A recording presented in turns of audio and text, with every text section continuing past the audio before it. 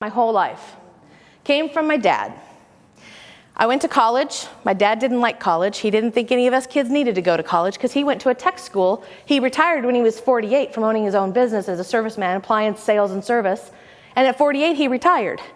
He and my mom are now down in Texas at a summer home, and he's in his late 60s living life large. He did just fine, never went to college. This was the narrative that we grew up with. All of us kids still went to college. But on my college graduation day, my dad didn't show up for my college graduation. I went to the reception with my husband. We went. I know, sad, right? Oh, I love it because I felt the same way. I had the same face. I'm like, where's my dad? Like, I just want to hear him say I'm proud. He showed up to my party. He walks in. We had cake and all the things, little basket, flowers over it for the cards. He walks in, tosses a card, grabs a piece of cake, eats the cake, puts his plate in the garbage, comes up, love you, daughter. 20 minutes, out the door, back home. That's what I saw my dad on my graduation day. I thought, he's just playing with me. He loves me. I knew he loved me. That was not a question. So I waited. Party's over. Here's the card basket. Find Dad's. Put it aside.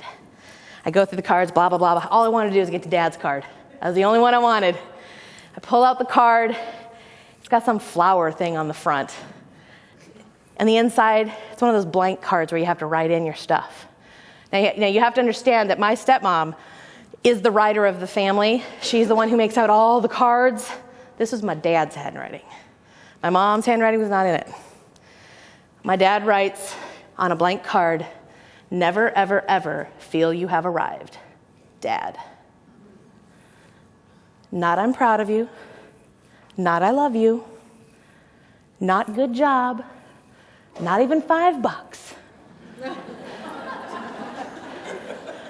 Just never, ever, ever feel you have arrived. I have dedicated myself to personal development and growth my entire life. Sometimes the best good advice you get never feels good in the moment. And in that moment, that advice sucked. But you know what? It pushed me to be the person that I am. And really at the time, I shouldn't have expected anything different because my dad has done nothing but push us kids to be the best version that we want to be. Not the version he wants us to be. He modeled leadership from the moment I was born because he always invested in us. And not always the stuff we wanted to hear, not always the stuff we wanted. I mean, we can talk about what Generation X and what millennials want, but at the end of the day, as leaders, we know what they need. And that is what we have to step up and be. That is what we have to give them in a way that's palatable for them, which accountability, authenticity, and vulnerability is exactly what they crave. So what is your plan for leadership? How will you develop? Because you're not there yet. Maybe you thought you were, and I'm breaking bad news to you. Good advice and doesn't feel very good. Plan for hiring alignment with your values. Go through these exercises. Go through the information that you've had at this conference and really put together a plan that says this is the kind of organization we're going to be, and I'm going to step into leadership shoes that I never thought I was capable of being, but that's the person I'm going to become because I know that that is legacy living. That is legacy leadership. I want to thank each and every one of you for your participation, for your attention, for your laughter. It just fills my heart whenever I have an audience who's laughing at my silliness.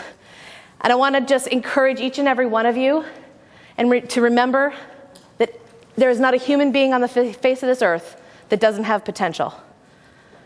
There's different paths to it. There's different keys to unlock the locks. There's different ways to get at it. But every single person you come in contact with has potential. I encourage you to work really hard to find it in yourself and in others. Thank you so much.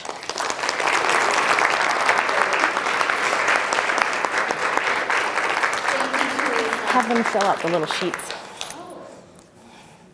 The little half sheets. You want to fill out your little half sheets on your table and all for Teresa. Yep. Just leave them on the table. Leave them on your table. Also, if you have a registry sign-in sheet at your table,